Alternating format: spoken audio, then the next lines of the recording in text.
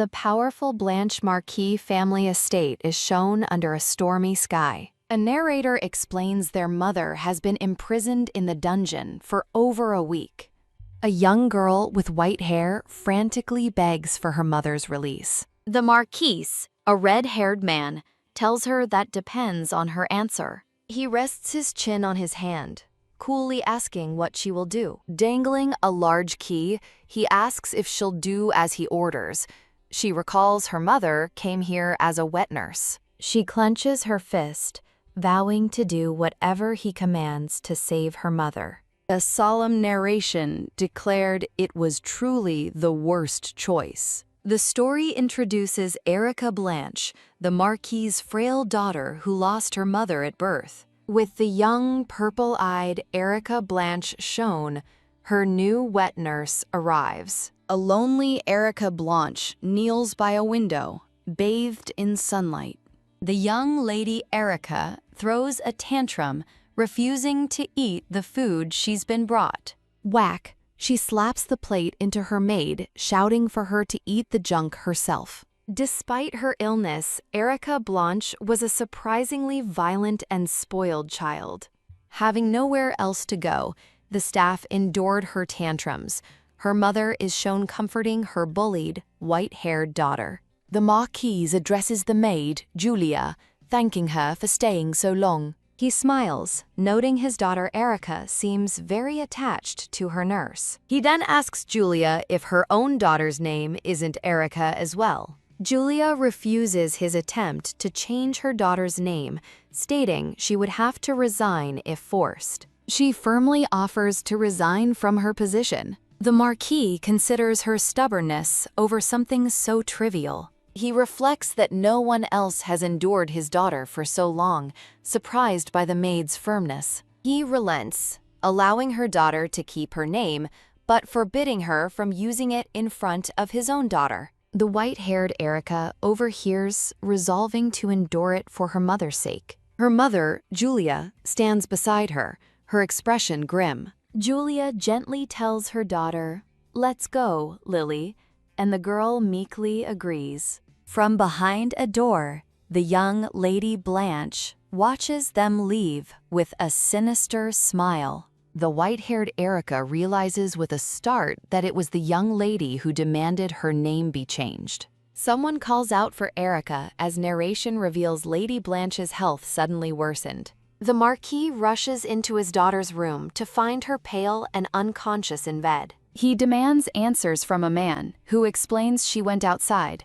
The Marquis wonders how long her recovery will take. A doctor suggests it could be an incurable disease, and the Marquis worries about the arranged marriage with the Duke of Accliffe. The marriage, arranged by the court, was set to happen soon at the Duke's request. The doctor advises rest, but the Marquis fumes, realizing the immense wealth and power the cancelled marriage will cost him. He laments that she became useless right when she was needed and decides to prioritize the wedding. He looks toward the maid, Julia, considering a plan to have someone take his daughter's place. He needed a replacement of similar age and build whose weakness he knew, as Julia collapses in despair. Seeking someone to play the role of Erica Blanche, he finds Julia begging him in a darkened room. A mother's desperate plea to save Erica is heard as the plan targets the wet nurse's daughter. The Marquis prepared everything, transforming the wet nurse's daughter into a bride with the Blanche family's signature red hair. As her wedding carriage approaches, she nervously wonders if she can maintain the lie. Sighing, she laments that she isn't even a real noble. A hand grabs her shoulder as a man scolds her for being determined to get caught. The head maid of the Blanche household, Bongpiju, chides her for sighing like a commoner. The girl nervously apologizes to Madame Bongpiju, promising to be more careful. Bongpiju yanks her hair, ordering her to act like the real Lady Erica. She sternly warns her not to tarnish the family's reputation before the Duke's family, and the girl meekly agrees. The girl reflects on the difficult time she had to endure as Erica's stand-in. In a flashback, the Marquis smirks, revealing his real daughter will secretly assist him after she recovers, being far more useful that way. Stealing her resolve, the red-haired girl focuses on one goal: getting through the wedding safely. A duke's attendant apologizes for their broken-down carriage. A young, red-eyed duke dismisses the delay, calling the wedding unimportant. A red-haired bride shivers in the cold, complaining about the long wait. Clutching her dress, she anxiously wonders when they can go inside. A dark prophecy is revealed. A marriage without the goddess's blessing is doomed to misfortune. The bride stumbles in the wind, fearing the archduke is deliberately late for their forced marriage. An older woman scolds the trembling bride, reminding her of her duty to the Blanche Marquisate. The bride, known as Madame Bongbiju's charge, worries for her mother if the groom never arrives. Waiting outside the grand entrance, someone notes the archduke's tardiness. A high priest approaches, expressing concern about them waiting in the cold. The bride feigns a smile, saying she can endure it for her mother's sake. The high priest warmly compliments her on having such a kind heart. Surprised by his praise, the red-haired bride looks at him in confusion. The clatter of hooves announces the long-awaited arrival of a grand carriage. The bride's eyes widen as she recognizes the Ackliff family's carriage. A figure in a dark, formal uniform steps down from the carriage. Archduke Sebastian Ackliff has finally arrived for his wedding. Seeing him in person, the bride trembles and tries to compose herself. Archduke Sebastian instructs his brown-haired attendant to wait for him. With a formal greeting, the bride prepares to introduce herself to the Archduke. She curtsies gracefully, presenting herself as Erica Blanche of the Blanche family. The Archduke coldly tells her to go back, leaving her stunned as she wonders how he discovered her secret. Her heart pounds as she frantically questions what mistake she could have made. The horrifying truth dawns on her. He knows she isn't the real Erica Blanche. In a flashback, a white-haired girl is presented with a mysterious black orb. A red-haired man commands her to swallow it without question, forcing her to accept her role as a fake bride. She swallows the orb, a pained gasp escaping her lips as dark energy surrounds her. Clutching her throat, she collapses to the floor, coughing violently in agony. The red-haired man looms over her, threatening that the orb will burst if she speaks out of turn. Tears streaming down her face, the terrified white-haired girl promises to obey. She realizes her captor is far more terrifying than she ever imagined, and there is no escape. Back in the present, the fake Erica panics, her mind racing for an excuse. The Archduke watches her, his expression unreadable as he's addressed. Madame Bongpiju steps forward to formally introduce herself as the head maid of the household. Remembering she cannot fail, the fake Erica watches as her maid feigns ignorance of any deception. The Archduke's attendant asks if he suspects the Blanche family of wrongdoing. Madame Bongpiju accuses the Archduke of being discourteous, a word that visibly surprises him. The Archduke's eyes flash with fury as he admonishes his attendant for speaking out of turn. The fake Erica panics as tensions rise, fearing a conflict could ruin her family. She quickly intervenes, taking the blame for her servant's behavior with a gulp. Overwhelmed by the pressure, she trembles uncontrollably. Archduke Sebastian calmly orders his attendant to bring a blanket. A warm blanket is wrapped around her shoulders, and she stammers a thank you, the trembling finally ceasing. He explains the carriage broke, and she feels a wave of relief that his tardiness wasn't intentional. The Archduke suddenly questions if she is truly 10 years old, catching her off guard. Realizing he suspected her age, not her identity, she confirms she's just small. The attendant explains not everyone grows so tall, which the Archduke seems to accept. Deciding they've waited long enough, Archduke Sebastian prepares to proceed. He takes her hand to lead her inside before the weather worsens. The young Archduke offers his hand, ready to enter the chapel with his bride. She nervously realizes the marriage is truly happening. The red-eyed Archduke watches her with a serious expression. With a bright smile, she finally takes his hand. A cute chibi character thanks the readers for their support. A purple-haired mascot encourages readers to visit their site.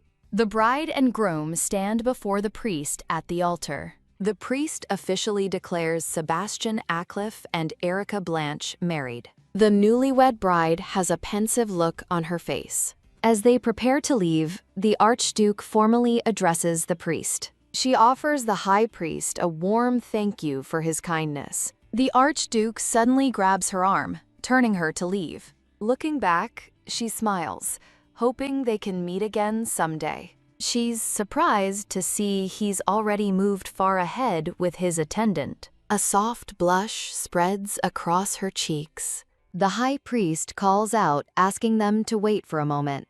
He offers to bestow a special blessing upon the young lady. Surprised, she wonders what a priest's blessing could entail. A vision of priests radiates a powerful, holy light. Panicked, she tries to refuse, fearing the blessing will expose her as a fake. The Archduke firmly tells her to accept the rare opportunity. Glancing at Madame Bongipu's disapproving face, she nervously hesitates. The priest kindly asks Lady Erica if she is afraid it might hurt. He explains that holy power feels refreshing to a pure soul like hers. The thought that the blessing could be painful hadn't even occurred to her. She feels pressured, realizing it's hard to refuse his kind persistence. Clenching her dress, she resigns herself to Madame Bongpiju's inevitable disapproval. She bows her head, finally agreeing to receive the blessing. The priest blesses her, praying she finds happiness through life's hardships. She closes her eyes, peacefully accepting the holy prayer. A final prayer wishes for everything to be resolved well. A carriage rattles along a path through the woods. Alone in the carriage, she feels the full weight of the day's tension. Touching her throat, she wonders if the blessing has eased her pain. She realizes they are traveling in separate carriages. She sways with the bumpy motion of the carriage. A loud clatter sounds as one of the carriage wheels breaks. Madame Bongpiju fumes, insulted at being placed in a freight wagon. In a flashback, the Archduke dismissively assigns her to the cargo wagon. The maid worries that the Archduke is trying to separate her from the bride. She decides she must use the bride's mother to maintain control. Exhausted from the long day, the young bride lets out a big yawn. She startles awake, reminding herself not to let her guard down. The Archduke's attendant invites her to exit the carriage to rest and eat. She takes a deep breath, steadying herself before stepping outside. Emerging from the carriage, she notices the servants are busy setting up camp. As she offers to help a servant, Madame Bongpiju's harsh voice commands her to stop. Madame Bongpiju scolds her for almost making a mistake so soon after the wedding. The maid demands she ask the Archduke to change her own carriage assignment. She angrily insists Erica protest being treated like a commoner. When Erica protests, the maid grabs her, insisting she must defy the Duke's order. Reluctantly, she agrees to the maid's insistent demand. She worries about being threatened throughout this fake marriage. Wanting to escape, she knows she can't avoid her personal maid. The attendant assures the Archduke that Madame Bongpiju must follow his orders now. She nervously gets the young Duke's attention. With a hopeful smile, she prepares to make her request. She relays Madame Bongpiju's wish to ride in the same carriage as her. The Archduke looks slightly annoyed by the request. She forces a smile, hoping he'll say yes. After his refusal, she realizes she can't push the matter any further. He calls out to her, curious about her apprehensive behavior. He realizes her concern was for the Marquis's head maid. A faint smirk appears as he finds their relationship peculiar. He notes the unusual dynamic between the master and servant. He considers that a maid usually attends her lady in the carriage. He senses she was forced to ask on the maid's behalf. He thinks it's obvious given her role as a stand-in for the Marquis. He recalls how head maids often seize control in a mistress's absence. He deduces the head maid holds more power than Erica. He finds it absurd that she's so timid around a mere servant. He bluntly asks if she can't handle a trivial matter herself, startling her. Panicked, she worries he sees her as pathetic for not controlling her servant. She swallows her pride and asks for his help.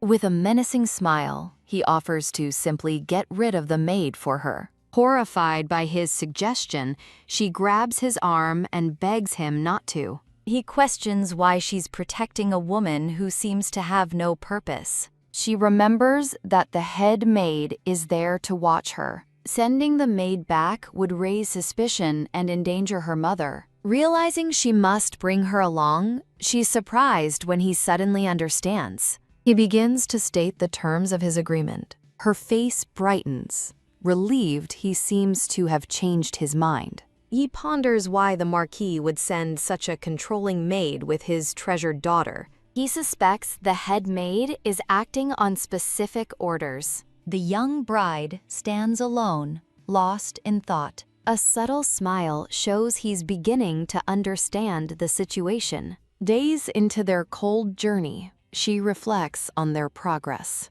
She recalls how Madame Bongpiju stopped her demands after the Duke's firm refusal. Now only seeing the maid at mealtimes, she hopes for a peaceful journey. The attendant's voice startles her from her thoughts. He kindly offers her a warm bowl of food. She stares at the surprisingly large portion of stew.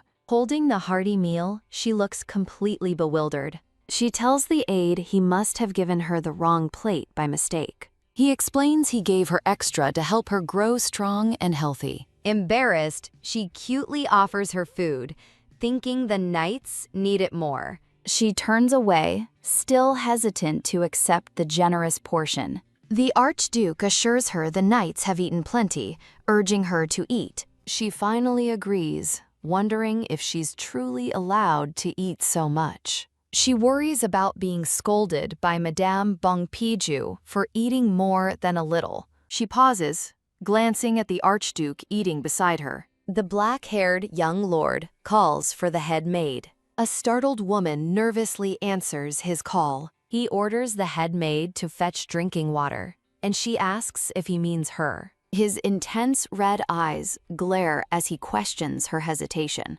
Muttering about the insolent brat, the head maid reluctantly leaves, dropping her bowl. He turns to Erica, telling her she can now eat comfortably. She wonders if his actions were meant to be considerate of her. Erica looks on, a thoughtful expression on her face. She realizes the young lord may have been protecting her from Madame Bongpiju all along. A feeling of warmth spreads through her as she understands his kindness. Several men in uniform cheerfully offer her more food. She quietly eats, lost in thought. Suddenly, her eyes widen as she senses a strange presence from the forest. She realizes with dread that it's coming from the direction Madame Bongpiju went. She urgently grabs the young lord's sleeve, warning him of something strange nearby. He looks down, puzzled by her sudden outburst. He leans in, questioning what she's talking about. A few minutes earlier, Madame Bongpiju angrily fetches water, cursing the young lord. She complains bitterly about having to serve them, especially the silent Erica. Clenching her fists, she vows to teach Erica a lesson. Water drips from a ladle onto a small green plant.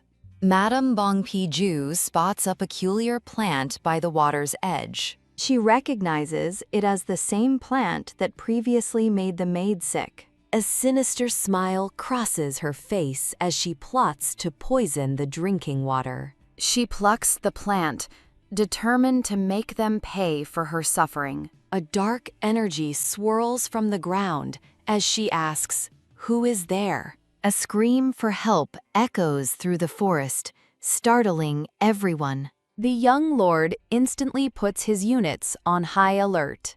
Erica tells him the voice was the head maid's, connecting it to the energy she felt. He declares he's investigating with the knights and tells her to stay behind for safety.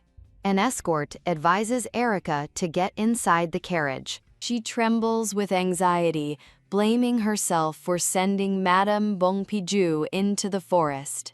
She fears something terrible has happened to the head maid. A shadowy, demonic beast appears as a knight shouts a warning. A green-haired knight commands the ranks to reorganize and prepare fire arrows. The knight asks the young lord if he's found any sign of the head maid. The knight reports she was devoured by the beast, showing a piece of cloth as proof. The young lord grimly asks for the beast's entry point, which the knight confirms they've found. The young lord announces his plan to close the boundary to weaken the beast. As a knight yells to protect him, the young lord prepares a vial of holy water. He forms a blade of holy water, intent on ending the fight quickly. The boundary begins to close, and the knights see the beast's movements slow. Roar! The beast is engulfed in flames from a volley of fire arrows. A knight orders the others to put out the fire near the beast's remains. The young lord examines the bloody cloth before ordering his men to head back. He gently takes Erica's trembling hand, telling her to get inside the carriage. Startled, she asks about the head maid's fate. He sadly informs her that the head maid is dead, holding up the bloody scrap of cloth. Thump! Horrified, Erica recognizes the cloth and stammers in disbelief. She looks at him, unable to process the news. He begins to explain the phenomenon, revealing they call the monster portals, boundaries. The red-haired girl clutches a blood-soaked cloth in horror as a narrator reveals fate intervened. She murmurs in denial as the narration coldly states the head maid was devoured by a beast. The Archduke internally questions if she truly didn't know about the marriage's blackmail origins. His suspicion grows, realizing she pointed to the exact spot where the demonic beast appeared. He wonders if she sensed the danger by instinct as she nervously asks if he's okay. Convinced her fear is genuine, he decides to watch her closely and tells her they must move quickly. He instructs her to retrieve any of the dead maid's belongings she needs, and she offers a quiet thank you. Alone, she worries about demonic beasts, while the Archduke discusses the Marquis's potential foreknowledge with his attendant. After a small cough, she realizes Madame Bongpiju never warned her about such monsters. Stealing her resolve, she opens a case of hair dye, determined to succeed as the fake bride on her own. The ornate golden gates of a massive estate swing open as the sun sets. Two maids gossip by a window, curious about the new young lady who has arrived with their lord. A butler announces himself to a gray-haired man, informing him that the young lord has returned from his wedding. The gray-haired man prepares to meet the bride as the Archduke recalls the deceitful Blanche bloodline. The Aglyph Grand Duke's magnificent residence is shown as a promotional page, thanks the readers.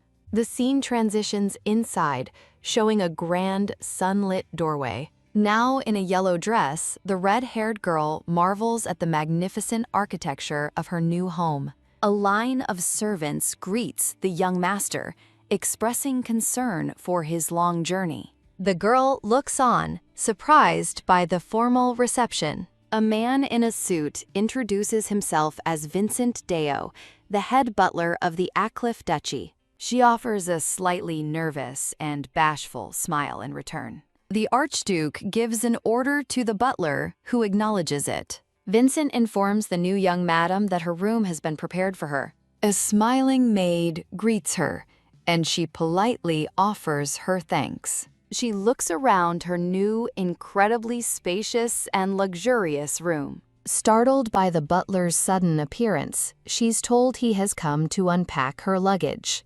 Vincent asks if more luggage is coming, making her realize how little she brought for a marquise's daughter. She blushes, quickly inventing an excuse about regional trends being different from the capital's. Vincent accepts her explanation while she secretly wonders if her excuse was convincing. When he offers again to unpack, she panics and says she's too tired, asking to do it tomorrow. He respectfully accepts her wish and leaves, telling her to use the bell if she needs anything. With a relieved sigh, she thinks to herself that she narrowly avoided being discovered. She resolves that no one can find the hair dye she brought with her. She plans to hide the vials of red dye before anyone has a chance to unpack for her. Walking down the hall, the Archduke sighs about his workload before something catches his eye. He pauses, seeing a figure down the long, dark corridor. Recognizing the girl, he calls out her name, Erica. He asks where she's going so late, but becomes concerned when she doesn't respond. She finds it odd that she is wandering around instead of simply using the bell for service. He grabs her arm to stop her, calling out to wait, but she remains unresponsive. Calling her Lady Erica, he finally realizes she's asleep and sleepwalking. He gently carries the sleeping girl and places her back in her bed. With a concerned look, he watches over her as she sleeps. He stands beside her bed, silently observing her peaceful face. An unseen narrator considers that a flaw in the bride could be used to annul the marriage. Crying in her sleep, she softly calls out for her mom. The Archduke watches her tears, wondering what dream could be causing her so much pain. He realizes she has been hiding deep feelings of sorrow all this time. Tucking her in, he decides he will need to stay up and watch over her. He quietly closes the door to her room, leaving her to rest. The red-haired girl wonders where everyone has gone. A flashback shows her as a small child, ready to ring a service bell. She realizes the servants might be ignoring her on purpose. She spots someone at the end of the hall. Peeking into a room, she overhears two maids talking. She cautiously looks in, framed by floating petals. The maids notice her and mistake her for the new lady's maid. She can only offer a flustered, nervous laugh. A maid hands her a heavy basin, assuming she's on duty. She tries to stammer out a correction, blushing with embarrassment. The maids suggest she's too hungry to lift the heavy basin. One of the maids kindly tucks a loaf of bread into her pocket. She stands awkwardly with the basin, bread sticking out of her dress. She forces a smile, trying to manage the situation. The maids are startled by a sudden noise from behind them. The head butler urgently asks the maids if they've seen the young madam. The tearful maid explains that the young madam disappeared. The kitchen maids wonder if the girl they just met was the new maid. The staff panics as the maid confesses she gave the new maid leftover bread. The butler spots her down the hall and shouts, "There you are, young madam." Having just washed her face, she looks up in confusion. She holds a washcloth, looking surprised by the commotion. A promotional page thanks the readers for their support. She asks the butler why he's seeking her out so urgently. The butler apologizes for his discourteous behavior, explaining his rush. Relieved, he notes that she hasn't touched the bread. He explains he just came to ask about her breakfast preferences. Looking shy, she requests to have her meal in her room. The butler takes the basin from her and offers to tidy up. He sternly addresses a maid named Joanna, asking if she has anything to say. Joanna nervously asks if she may speak with him. The butler questions Erica about fetching her own washing water. She explains the bell pulley was broken, so she did it herself. The butler is horrified, worrying this will give the Marquis an excuse to complain. He frets over what he will report to the Grand Duke. She smiles warmly, thanking him for ensuring she slept peacefully. Her kindness inspires a maid to vow to work harder.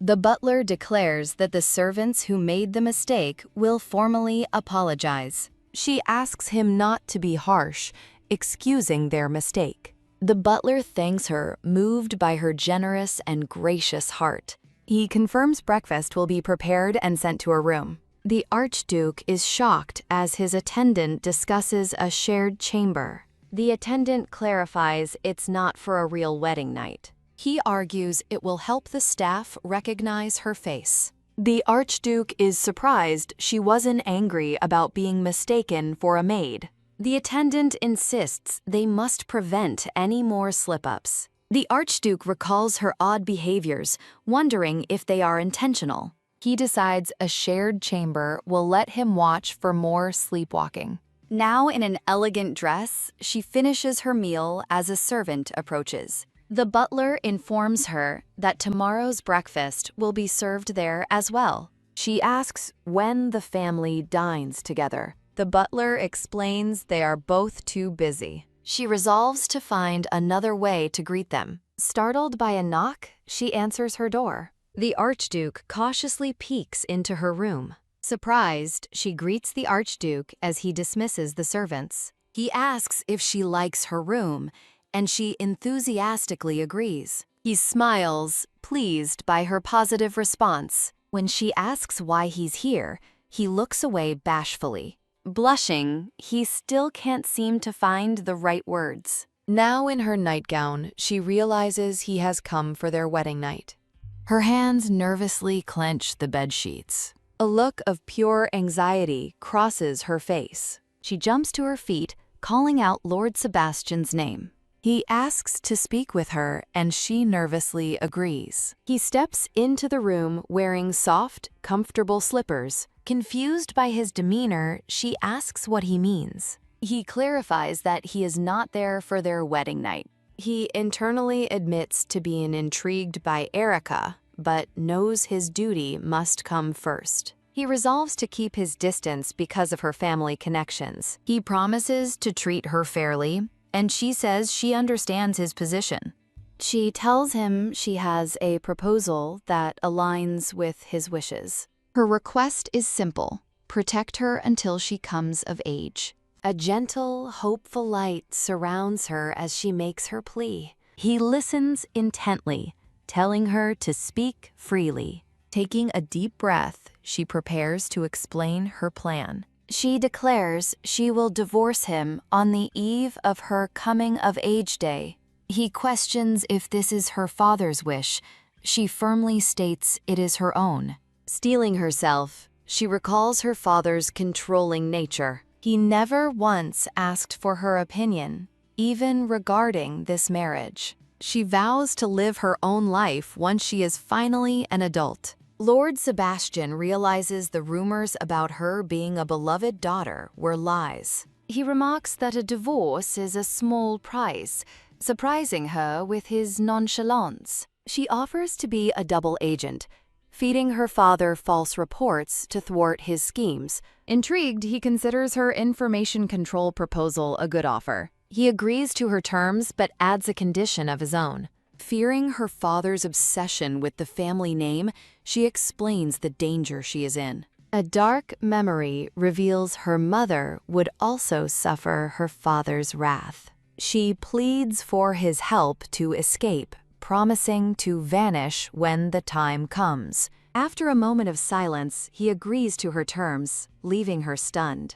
He grants her the freedom to live as she pleases within the estate. He explains her public presence will make her false reports more believable. Overjoyed, she eagerly promises to play her part well. He suggests they rest, ending their late-night negotiation. The next morning, she looks out the window with a profound sense of relief. A determined and hopeful smile brightens her face. Two maids are seen smiling kindly in the hallway. However, she still has yet to meet the Duke himself. Despite Joanna's many requests, the Duke continues to refuse an audience with them. Her expression shows her quiet resolve to meet him. A maid nervously reports on the request to dine with His Grace. She sadly wonders if the Duke rejected her dinner invitation again. She kindly reassures the maid, Joanna, and thanks her for trying.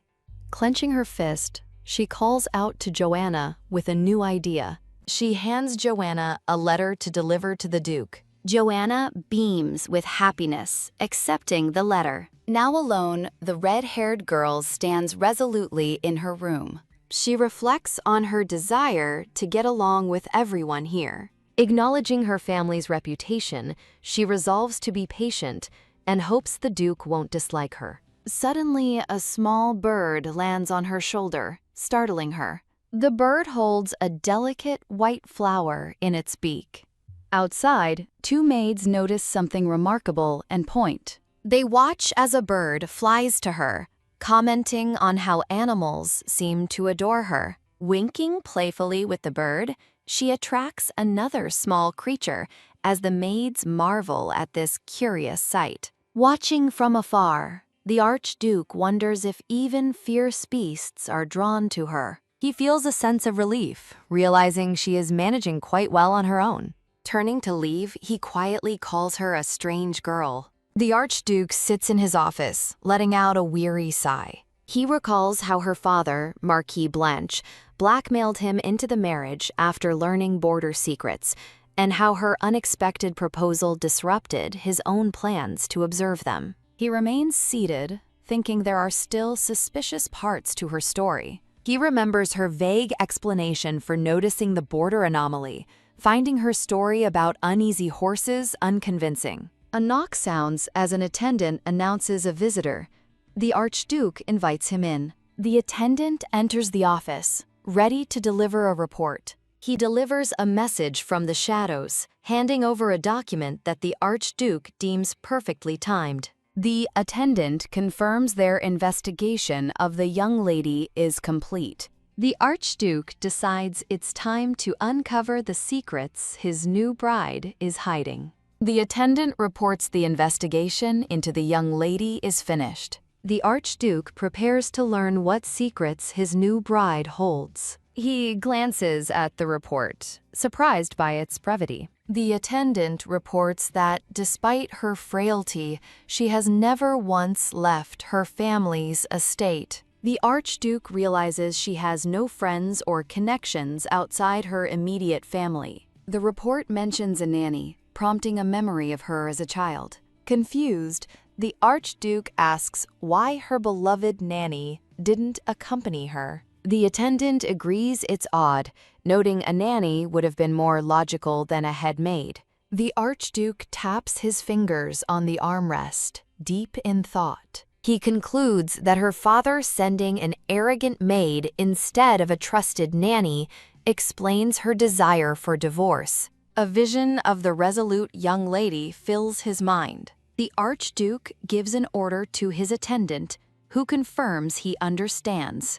The attendant asks if he should give the same report to the Grand Duke, who also ordered an investigation. A slight, knowing smile appears on the Archduke's face. Steam gently rises from a hot beverage. The Duke, holding a cigar, asks if Sebastian said that, and his attendant confirms. The Duke seems impressed, remarking that the girl made a greater impression than he expected. Her eyes widen in bright, hopeful excitement as she asks, "Really?" Joanna smiles warmly, confirming the good news. She panics about what to prepare, confessing her nervousness while Joanna tries to calm her down. With a determined heart, she hopes to make a good impression. She and Joanna watch as the butler, Vincent, walks down the hall. She calls out to Vincent, asking for his advice. Vincent looks slightly confused, asking if she intends to prepare a gift for his grace. Shyly, Erica looks away with a hopeful smile. The Duke of Acliff speaks from the shadows. He declares there is no need to prepare any tea. Startled, Erica wonders if he already knows something. The Duke watches her with a calm, unreadable expression. In a flashback, a younger Erica curtsies before him. She nervously looks up at the imposing Duke. He observes her, thinking she seems nothing like her father, but knowing looks can be deceiving. The Duke asks if she's curious why they've never met until now.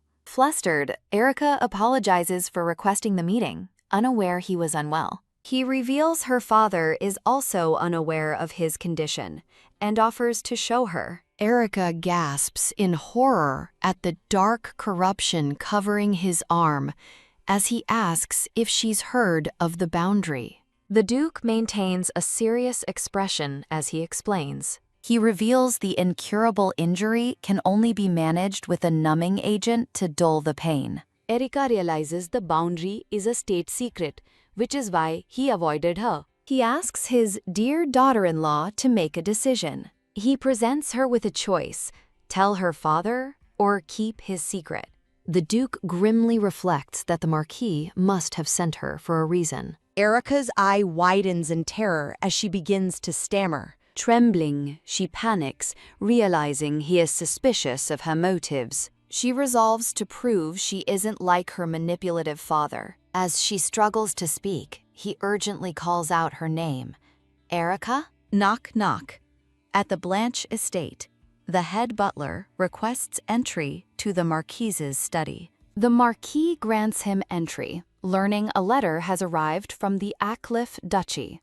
A sly smile crosses his face as he wonders if his daughter has finally uncovered something. Tsk. Reading the letter, the Marquis scoffs at the news of Erica fainting. The letter explains Erica collapsed from anxiety and requests someone she can rely on be sent. The Marquis muses that the girl has some sense, just like her mother. He recalls the real Erica's attachment to her nanny, realizing he can't separate her from the woman. An aide suggests sending a new watcher, but the Marquis refuses, seeking a subtler way to plant a spy. The Marquis orders a message sent, believing a token from her mother will ensure Erica's obedience. His plan set, the Marquis smiles with sinister satisfaction. Sebastian bursts into the room, urgently asking if Erica is awake. Waking, Erica sees a doctor and quietly asks for the Duke.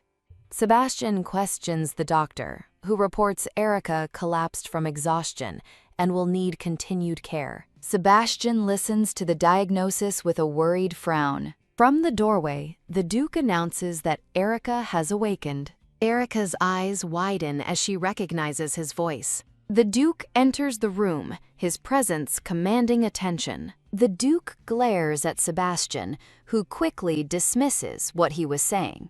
As the doctor discusses informing her father, Erica listens with deep concern. She steels herself, determined to clear up any misunderstandings with the intimidating Duke. A Duke observes her with a neutral, waiting expression.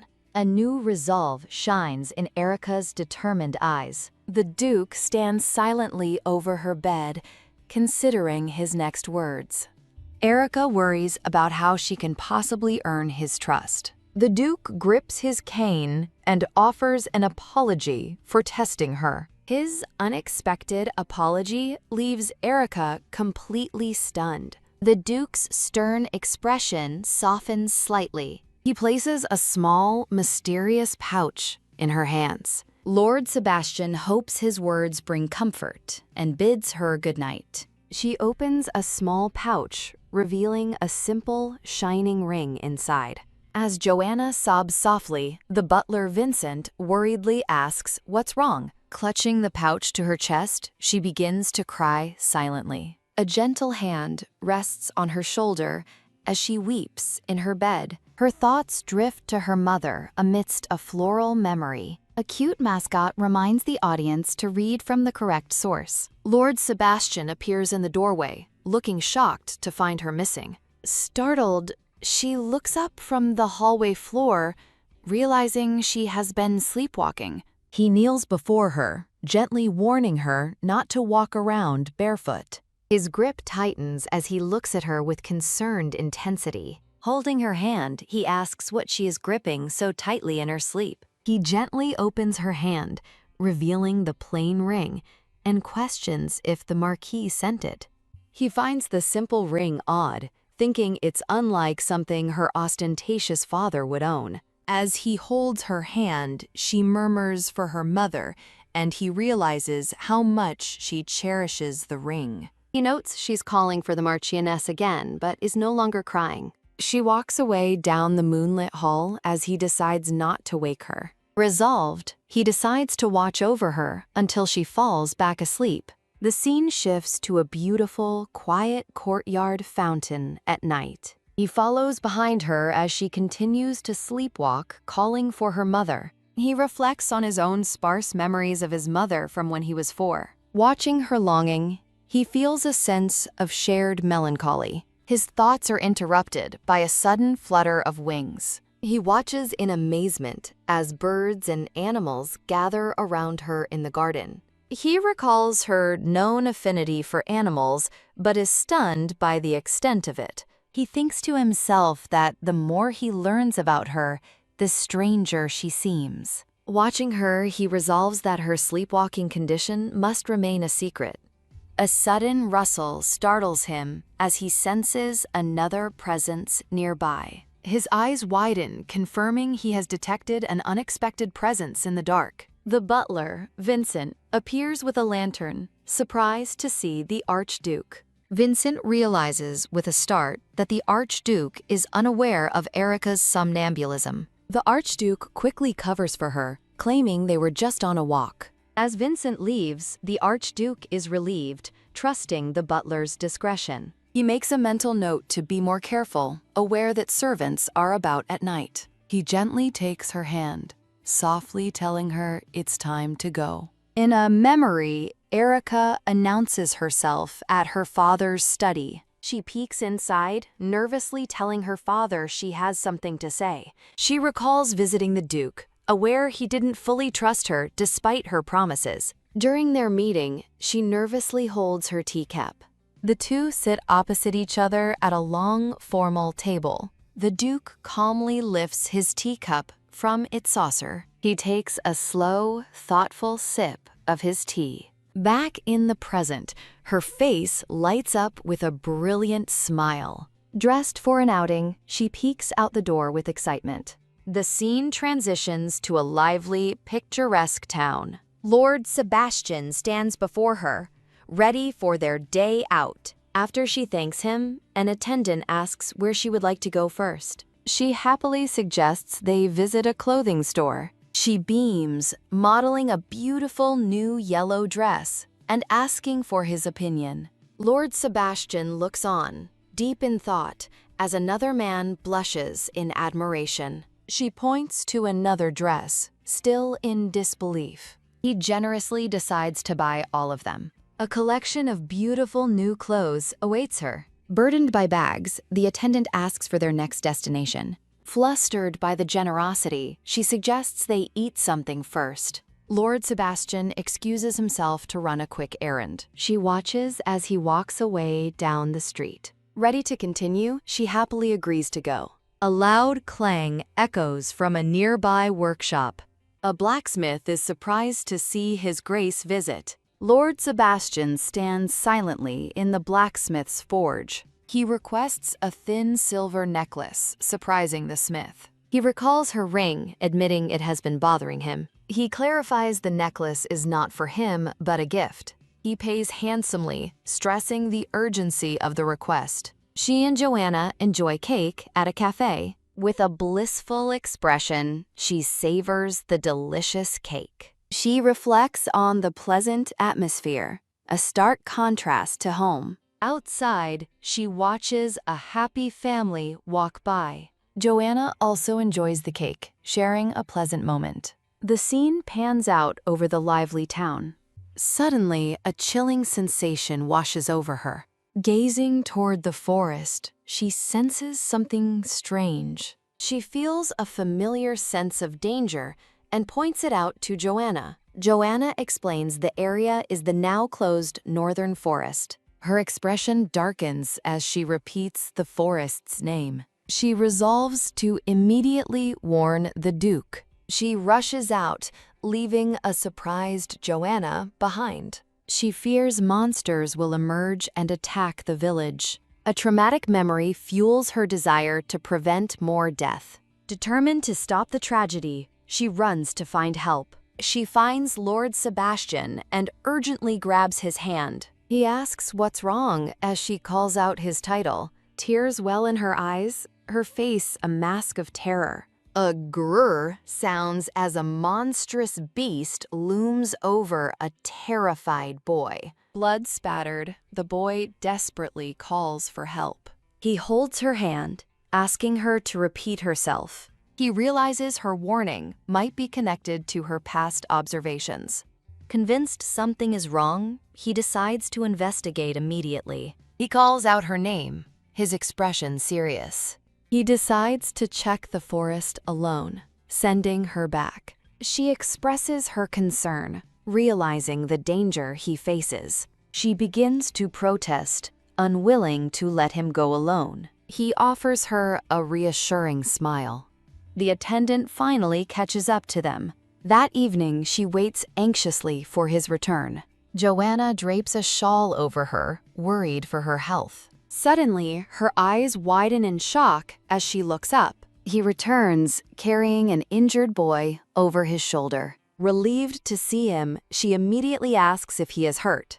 Lord Sebastian instructs Vincent to treat the injured boy, calling him an important witness. She stares in shock, wondering who the boy is. Lord Sebastian explains he found them in the North Forest. A gruesome flashback shows a bloody hand as narration describes a demonic beast attack. In the memory, a man discovers the boy is the sole survivor. Confused, she asks why people were in the closed-off North Forest. He tells her this is an important matter and they will report it together. She nervously agrees with a quiet, ugh. Ugh. The injured boy groans, tormented in his sleep. His nightmare reveals monstrous wolves as a voice yells for Geryon to run. The nightmare continues, showing villagers trying to fight back. Tossing in bed, the boy pleads for help before calling for his mother. Tending to him, she regrets not having asked the young lord to investigate sooner. She believes that with her warning, they might have saved his family. As she reaches out, she gently asks if he's awake. He wakes in terror, shoving her hand away and screaming to be left alone. She calmly reassures him that he's safe in the Acliff Grand Ducal estate. With a gentle expression, she holds his hand to comfort him. The boy asks why he is there, as she sends Joanna to alert the young lord. She explains the young lord rescued him as the only survivor of the forest attack. She watches him with sympathy as the devastating news causes him to sob. The Duke and Lord Sebastian arrive, and the Duke asks for the boy's name. The boy nervously thanks them for saving his life. She senses the heavy atmosphere, noting how stiff and nervous the child is. She gently offers a silent, reassuring thought, telling him it's all right. The Duke questions why his family was in hiding. The boy explains they were immigrants. Lord Sebastian asks him to recount what happened in the forest. He describes a purple vortex unleashing monsters that killed his parents. Listening to his tragic story, she feels a wave of sympathy. The boy looks over at her from his bed. The Duke and Lord Sebastian stand together as Sebastian has a sudden realization. Lord Sebastian's eyes widen as a thought strikes him. The silver-haired boy continues to look toward the red-haired woman. He asks her if she lives at the estate too. Lord Sebastian cuts in, calling out Erica, startling her. She hesitantly confirms she lives there, wondering why he used her first name. The boy looks toward Erica, who is sitting by his bed. He asks again if she also lives there. Lord Sebastian interrupts again, saying her name, and she turns around. She confirms she does, privately questioning his sudden familiarity. After the boy states his name is Geryon, Lord Sebastian introduces Erica as his wife, the Duchess. Realizing his mistake, Geryon apologizes profusely, but she tells him it's fine. The Duke reassures the boy, telling him not to worry. He apologizes for his territory's failings and promises to ensure Garion's protection. As the Duke offers support, Garion clutches the sheets and asks for a favor. Lord Sebastian watches the exchange with a serious expression. With determined eyes, Garion asks to learn swordsmanship from the knights. He is haunted by the memory of being powerless to protect anyone. Erica listens intently to his heartfelt request. Lord Sebastian acknowledges his intent, but explains there are procedures to follow. The crest of the Ackcliffe Knights is shown, an order that accepts only the Empire's elite. Garion decides to worry about the procedures later. With a wave, Erica wishes him a good rest. A training instructor's voice commands a student to keep their posture straight. A clang sounds as the instructor yells to grip the sword properly. Sometime later, a younger-looking Erica greets a swordsman under a parasol. The swordsman is revealed to be Garion, who is in the middle of training. He lights up with excitement, asking if she really thinks so. Erica watches him with a warm and gentle gaze. Garion continues his sword practice in the training yard. She approaches him, asking about his training. Erica makes small talk about the heat as Garion wipes his brow, assuring her he's being treated well. She smiles, delighted by his positive report. She kindly offers him her handkerchief. A blushing Garion looks at her, surprised by the gesture. He clutches the cloth, vowing to do something once he's in a knight's uniform. She realizes he's talking about the knight's vow, and he confirms it. An explanation of the knight's vow is given, a once-in-a-lifetime pledge of loyalty to a lord. Erica tells him that's not allowed, but he asks if she doesn't trust him. She clarifies that his loyalty should be to the Duke or Sebastian, not her. She thanks him for the sentiment as a call for training interrupts them. Later, in her room, Erica notices her hair has grown long, revealing her white roots. She pulls out a case, deciding to dye her hair while the mansion is quiet.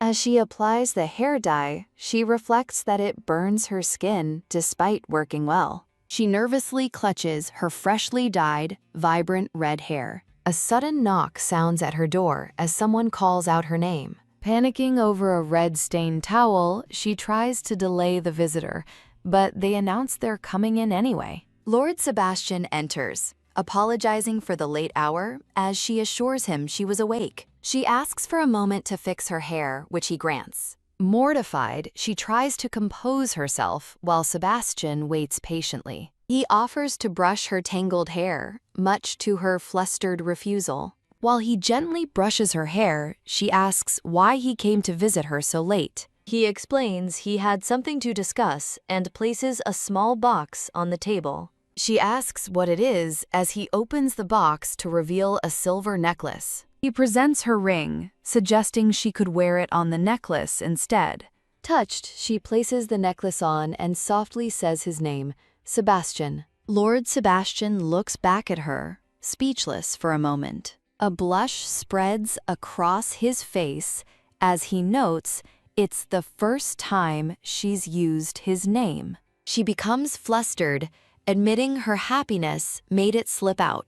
He tells her it's fine and invites her to use his name freely, which she shyly accepts. He seems to savor the moment, a pleased look on his face. She nervously clutches the new necklace, her expression somber. He then asks a serious question, if her father knows about her special ability. A small witch-like character asks the reader about the barrier mentioned earlier. Again, he asks if her father is aware of her ability, her face showing distress. She confirms her father doesn't know, revealing she first sensed her power when someone named Bongpiju died.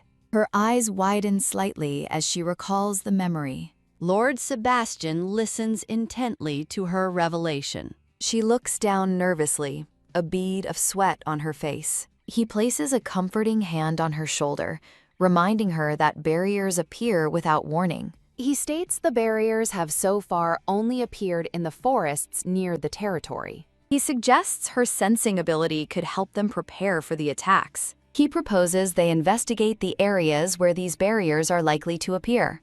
Trembling, she confesses her gratitude, but admits she fears having to witness death and fighting all over again, questioning if she can bear it. He gently holds her arm, acknowledging her fear of the barriers. Kneeling before her, he promises to protect her with his life, leaving her speechless. She resolves to protect someone, just as her mother once protected her. Inspired, she agrees to his request, promising to be brave. She offers him a genuine, heartfelt smile. He watches her, surprised and moved to see her smile so freely. With gratitude in his eyes, he thanks her for her decision. A faint, satisfied smile graces his lips. Sometime later, a younger Erica chides herself for forgetting about household management lessons. Startled by a sudden knock, she invites the visitor to enter. Lord Sebastian enters her room with a serious expression. He introduces a blonde woman named Loren as her new educator. Erica looks up in surprise at the news. Sebastian asks Loren about the lesson schedule. She replies she'll assess Erica's level first. Erica looks up at Sebastian, a bit startled by the sudden arrangement. Tsk. Lauren coldly identifies Erica as the Marquise's daughter, remarking she has much to learn and scolding her for staring so rudely. Flustered, Erica quickly apologizes for her behavior. She nervously explains she was captivated by how beautiful Loren is and her resemblance to Lord Sebastian. Lauren dryly warns Erica that she is very strict. She continues, stating that Erica's age will not afford her any leniency, and Erica meekly agrees. Erica worries she's already made a fool of herself and fears Lauren will refuse to teach her. However, Loren snaps her fan shut, signaling a change in tone. Erica looks up, surprised and hopeful. The group stands together as Lauren turns to address Sebastian. Loren agrees to the arrangement, calling Sebastian brother. Erica vows not to disappoint her new teacher, but Lauren coolly states she will be watching closely. Nearby, another young woman with brown hair gives a disdainful look. Erica notices the woman and wonders who she is. Joanna arrives with a letter, asking Erica how her first meeting went. Erica asks Joanna to identify the woman who was standing beside Lady Loren. She muses that the woman's stare made her think they knew each other. Joanna holds out a silver tray bearing a sealed envelope. She points to the letter with its red bee seal and asks if Erica wants to read it now. With a worried look, Erica asks Joanna to leave the letter in her room to read later. Lord Sebastian is in his study when he hears a knock and tells the person to enter. Erica appears at the door, asking if he has a moment. He wonders what's wrong. She places the sealed letter on his desk, explaining it's the reason for her visit. He immediately recognizes it as a letter from the Marquis. The letter from her father, Jonathan Blanche, expresses feigned concern over her supposed illness. Sebastian looks up from the letter, concluding her father is trying to use her as a spy. A worried Erica asks how they should respond as Sebastian tops the desk in thought. He advises her to reply that she's begun lessons as the lady of the house to avoid suspicion. She questions his plan, hesitating to explain her reservations. In a memory, she sits with a younger Sebastian, thinking she never wants to harm him. The memory of his younger, trusting smile reinforces her loyalty. She explains her fear that if her father believes she holds power, he will make unreasonable demands. A voice chides the somber Erica for looking so burdened.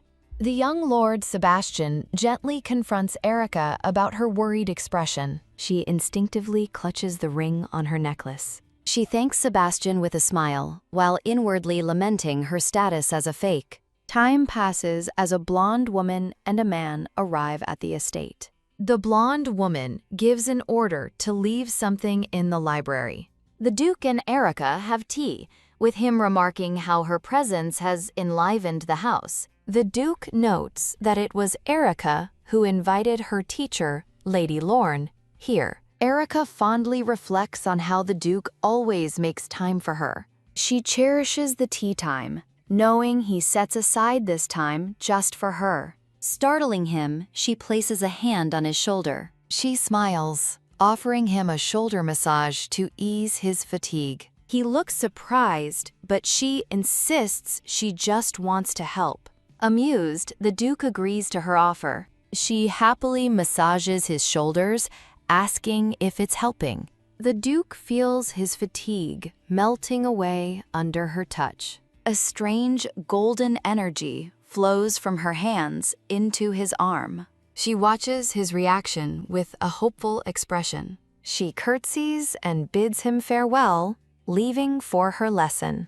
The Duke realizes with a shock that the pain in his cursed arm is also fading. He looks at his arm in disbelief as the dark marks appear to recede. Erica's hair is adorned with a bright yellow bow. The scene shifts to a grand and elegant bedroom. Holding a book, Erica feels nervous about her first lesson. She readies herself, determined to do well. A smiling woman with light brown hair arrives to escort her. Erica turns and greets her escort with a polite smile. The escort bows, expressing her honor at finally meeting the young lady. The woman in the green dress maintains a pleasant smile.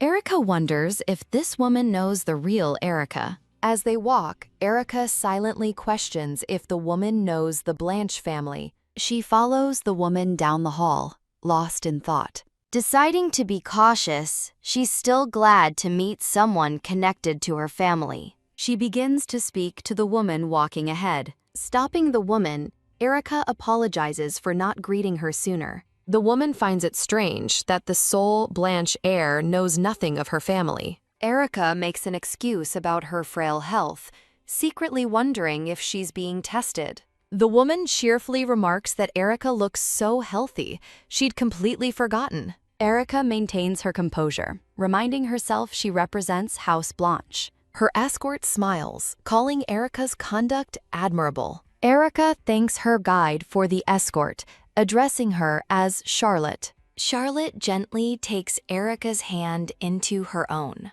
Surprised by the sudden touch, Erica looks at their joined hands. Her eyes well up, taken aback by the woman's forwardness. Erica thinks Charlotte seems kind, but is a bit too much. Lady Lorne interrupts, sternly asking why they are still chattering in the hall. Lady Lorne gives them a cold, impatient stare. Erica looks up at her teacher as Charlotte smiles beside her. Lady Lorne dismisses Charlotte, announcing that it's time for the lesson. Lady Lorne heads into the library, telling Erica to wait as she fetches the materials. Erica smiles warmly as she studies at her desk. Whoosh! A weathered map is dramatically unfurled. Lady Lorne reveals the item is a map of the Acliff Grand Duchy, surprising Erica. The blonde teacher maintains a stern and serious expression. A confused Erica stammers, asking for clarification. Tap.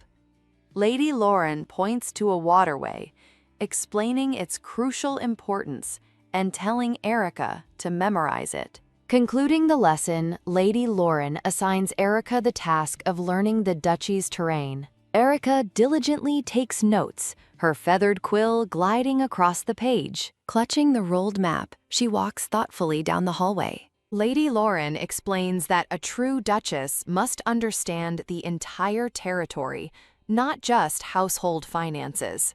Erica stares at the map with a newly determined gaze. She realizes that knowing the geography will allow her to pinpoint rifts and minimize the damage. Her hand tightens around the map, her resolve solidifying. Holding her book and map, Erica looks prepared to face her new responsibilities. The scene shifts to a quiet, sunlit bedroom. As Erica prepares to review her studies, she notices a sealed letter waiting for her. She recognizes the B seal of House Blanche on the envelope. Her face pales as she realizes Marquis Blanche has sent a reply. A concerned aide asks Sebastian if he has slept, but he dismisses the question. Sebastian looks up from his desk, asking the aide what he wants. The aide delivers a letter from the shadows, which a weary Sebastian tells him to leave. The letter is an urgent report. Marquis Blanche is gathering classified information on rifts and monostones. The report details his suspicious activities, including an underground market for illegal monster trades. A match is struck, its flame illuminating the damning words. Thump. Sebastian tosses the report into the fire, musing on the existence of an underground market. He questions the Marquis's motives and considers setting a trap. His plan forms. He'll have Erica send another letter to her father. He reflects that their busy schedules have kept them apart lately. With purpose, he decides to go and see her himself. Creak, he opens the door and is startled to find Erica there, who lets out a small shriek. He asks why she's lingering outside. She explains she saw he was busy and didn't want to intrude. He warmly invites her in, promising he always has time to speak with her. Inside his study, Erica nervously presents the letter she received from her father. She reports that her father is relieved she's doing well and wants them to exchange letters more often. Sebastian finds the reply predictable, but then he realizes something is strange. The Marquis knows Lady Bongpiju died months ago. He grows deeply concerned, unable to decipher the Marquis's dangerous game or the threat it poses to Erica. His thoughts are consumed with worry for her safety. Erica voices her greatest fear, that her father may have already bribed someone within the duchy. Sebastian reassures her that the staff is trustworthy and that they can monitor any new person the Marquis sends. Erica listens intently to his strategy. He reveals his plan. Their next letter will convince the Marquis that she holds an important position. He hands her a small object wrapped in a white cloth. Sparkle! She unwraps it to find a glowing yellow jewel, realizing it's a mana stone. Sebastian holds the brilliant mana stone, his expression serious. Looking at the stone, Erica grows anxious, wondering what her father is truly planning.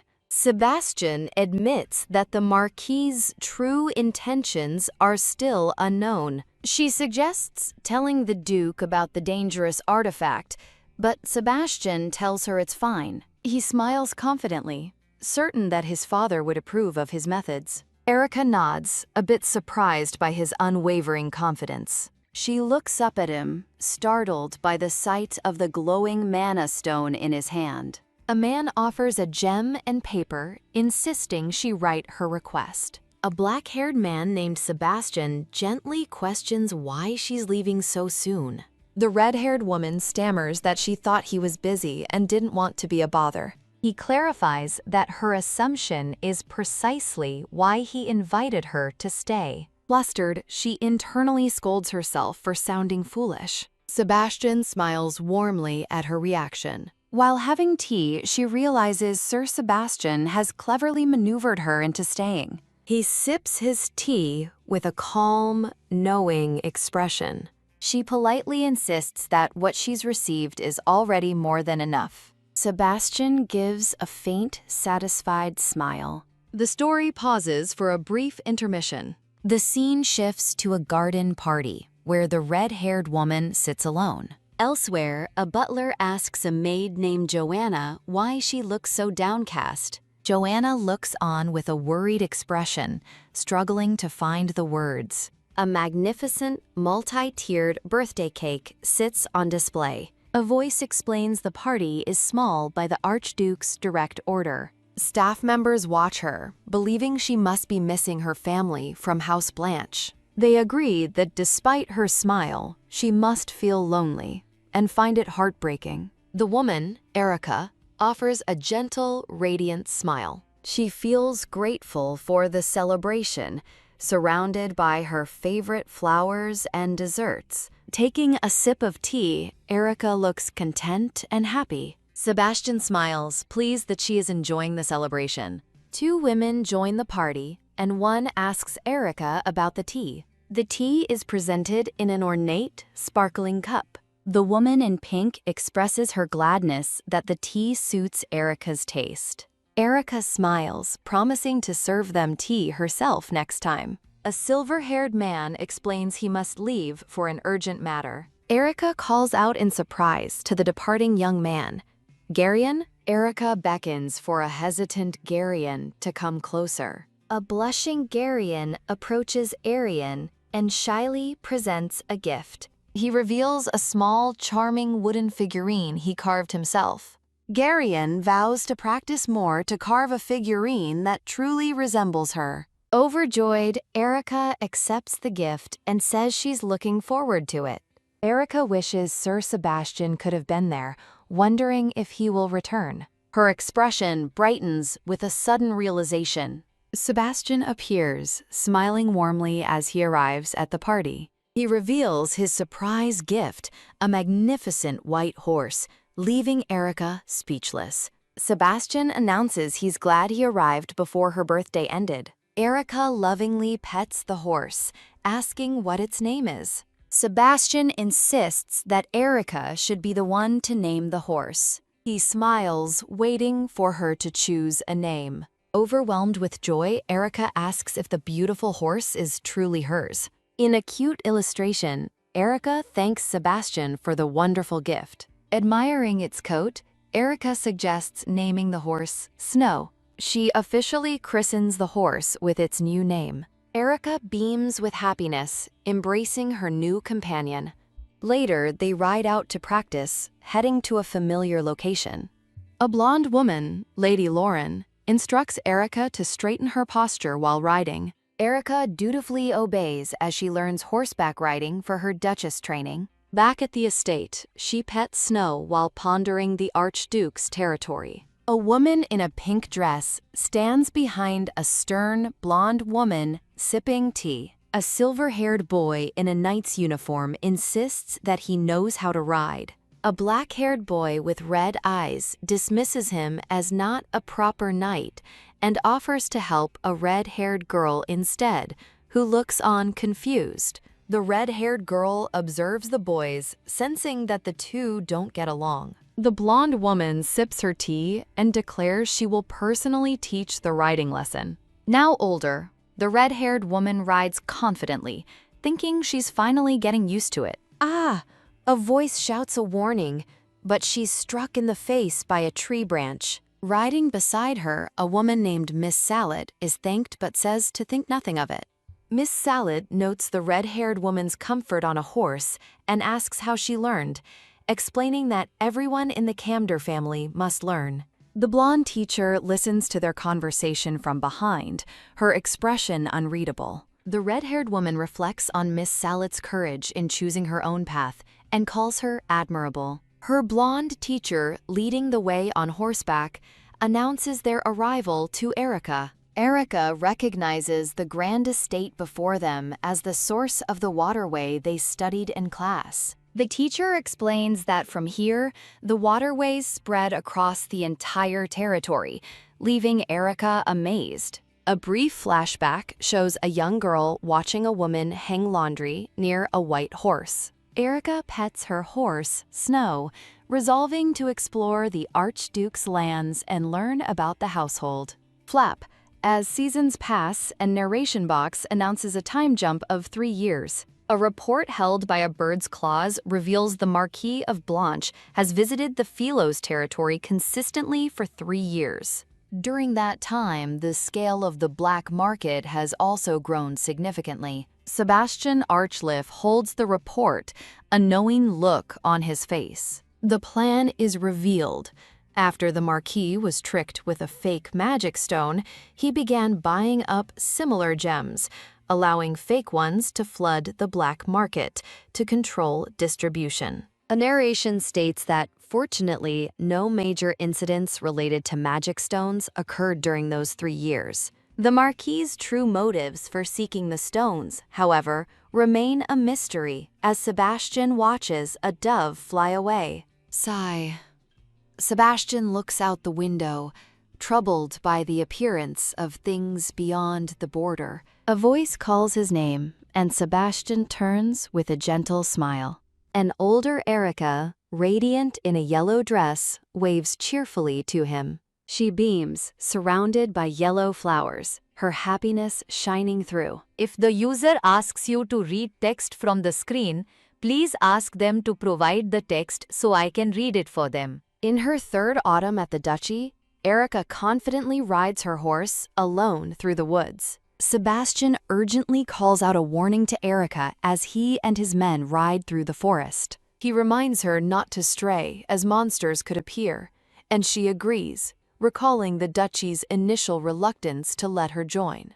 Erica focuses, revealing she can now sense rifts even before they fully form. Rustle.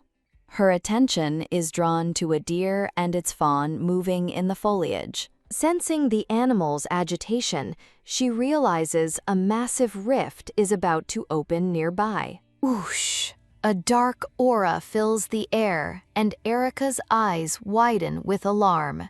"It's over there," she yells, directing all units into the forest as she gallops forward. A grotesque purple monster with sharp teeth and glowing eyes emerges from the dark woods. More flying monsters appear, and a voice orders everyone to draw their bows. As arrows fly, Sebastian urgently asks Erica for the rift's precise location. A knight is ordered to take a vial of holy water and close the rift, and he quickly agrees. Erica feels relieved they found the flying monsters quickly, but worries as the rifts grow bigger and more frequent. She fears the disastrous outcome if multiple rifts begin appearing at the same time. Sebastian commands his archers to aim for the monster's wings, drawing his own bow to join the fight. An arrow hits its mark with a bloody impact. After the battle, Sebastian tells Erica to head back while he goes to report to his father. Erica agrees and rides back to the Grand Manor as the sun sets. As she pulls her horse to a stop, a hand reaches out to help her down. A smiling, silver-haired man named Garion offers her his hand. She thanks him and accepts his help, dismounting from her horse. Erica vaguely answers Garion's question, inwardly hesitant to discuss rifts, knowing he lost his family to them. Garion offers to take Erica's horse to the stables, urging her to rest. As Erica walks away in silence, Garion watches her with a concerned expression. He stands pensively, his hand tightening on the horse's reins. Leading the horse away, Garion resolves to become a knight strong enough to protect Lady Erica. Erica ascends the grand staircase, noting how much taller Garion has grown. She recalls Joanna saying he was popular among the maids and understands why. Smiling to herself, she feels glad that Garion is adjusting well. A voice calls her name, and she turns to find Lady Charlotte has returned from vacation. Charlotte explains her brother is on a business trip, to which Erica expresses her disappointment. Charlotte adds that her brother is near the Apocalyptic territory and hopes for a chance to see him. When Charlotte mentions her brother met Marquis Blanche, Erica's hand clenches in shock. Stunned, Erica questions why her father would be near the Apocalyptic territory. Internally worrying about her father's connection to the monsters, she feigns hope that Charlotte sees her brother. Charlotte reveals she visited the Blanche estate to pay respects but missed them both. Erica freezes, shocked to learn that Charlotte went to her family's home. Charlotte confirms she couldn't see the Marquis but teases that she met someone else. Smiling, Charlotte reveals she met the nanny who raised Erica as a child. Erica is shaken as she remembers her nanny, whom she called Mom, welcoming her home. Charlotte asks if Erica's nanny has always been so thin, noting it was her first time meeting her. Erica confirms her nanny was always slender, as Charlotte remarks on the nanny's deep affection for her. Charlotte recalls how the nanny's eyes filled with tears at the mention of Erica's name, causing Erica visible pain. Erica clutches her chest, torn between wanting to know about her nanny and hiding her unusually strong attachment. Charlotte finds it odd that Erica's nanny would remain at the estate without her. Panicking, Erica hastily explains that her father must have arranged a new position for her. Feigning exhaustion, Erica quickly excuses herself, and Charlotte wishes her a good rest. Erica retreats into a private room, closing the doors behind her. She whispers in disbelief and overwhelming relief, "Mom, you're alive." Looking at a sealed letter, she recalls 3 long years with no news. Sliding to the floor against the door, she murmurs, "Thank goodness." A memory of her nanny embracing a silver-haired girl flashes through her mind. Overwhelmed with emotion, Erica hides her face and begins to sob.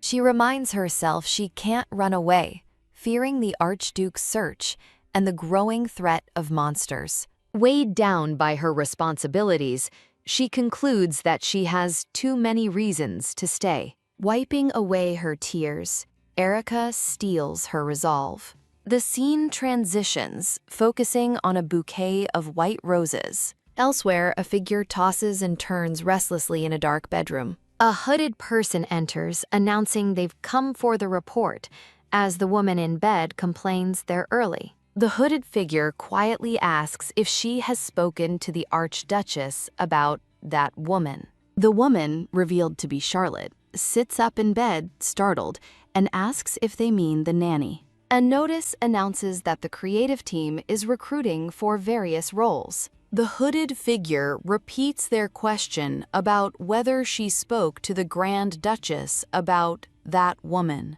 A panicked Charlotte confirms they mean the Marquis's nanny, as a narration box identifies her as a spy. The hooded figure notes Charlotte's coughing and asks if she brought the stuff. The figure demands the item immediately, stating they are at their limit. The hooded figure warns Charlotte about the pill's side effects and the risk of the Baron finding out. Charlotte angrily retorts that her father made her take the medicine, so it doesn't matter if he knows. Pah!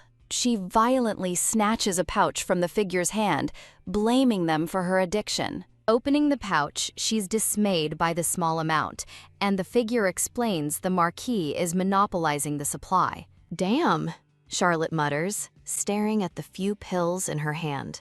After consuming one, a calming blue aura envelops her as she sighs, "Now I feel alive again." Charlotte reports that Erica reacted like a child hearing news of her nanny, as the hooded figure questions if the nanny is truly the Marquis's mistress, which the Baron suspects. The hooded figure warns Charlotte that the Baron is losing patience and orders her to find leverage against the Marquis immediately. With a quick goodbye, the hooded figure departs, leaving Charlotte alone in her room. Charlotte ponders the situation, clutching this small pouch of pills. She stares at the red pills, admitting she needs them for her sanity. Resolving to take action, Charlotte decides she can't wait for her father and must approach the Marquis herself to cut ties. A determined smile spreads across her face as she vows to get information on the Blanche Marquis on her own. The scene shifts to a dark back alley in the Pellos Estate's black market, where a voice directs the Marquis forward. A cloaked figure walks purposefully through the alley carrying a large briefcase. The red-haired Marquis looks annoyed, realizing that Baron Khalid has been shadowing him more persistently lately. He reveals he deliberately led the Baron here to investigate the pills, as the Baron thanks him for the prime location. Baron Khalid eagerly asks for information about the pills, while the Marquis internally contemplates getting rid of the greedy man. A voice advises the Marquis to leave the Baron for now, noting his attempts to investigate the Marquis's background in Archliff have failed, making their association more useful. The Marquis smirks cruelly, imagining the Baron's despair upon learning the pill's true ingredient and realizing he gave it to his own daughter. Entering a room, the Marquis expresses his disgust for the black market. He asks a cloaked associate for an update on the Holy Kingdom, who replies that the situation is unchanged. The associate reports that the Holy Kingdom ignores the Pelos estate and that his new supply route remains undetected, which relieves the Marquis. His associate gets down to business, and the Marquis confirms he has the payment ready. The associate presents a small box, but upon opening it, the Marquis is disappointed to find only 11 magic stones, noting the quantity has dropped. His associate explains that people from the Archliff Duchy have been snatching up all the magic stones near the border. Looking at an image of the Grand Archleaf estate, the associate speculates that the duchy has begun its own research. The Marquis looks up, stopped in his tracks by the unexpected news.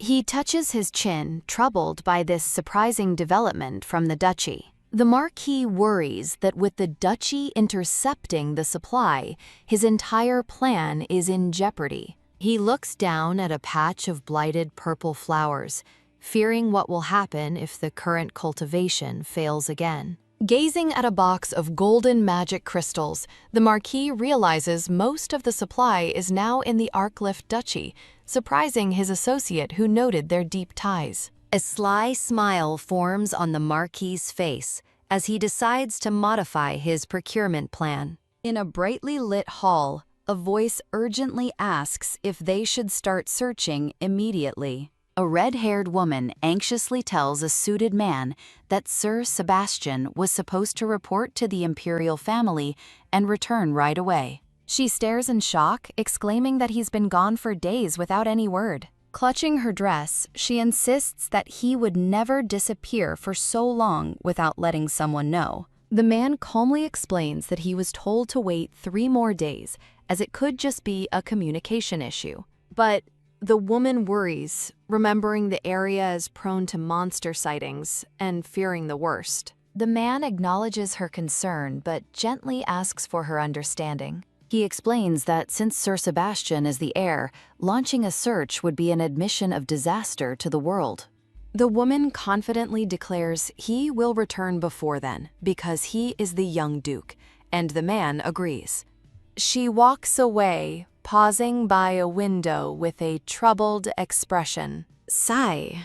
She admits she's too worried about Sir Sebastian to sleep.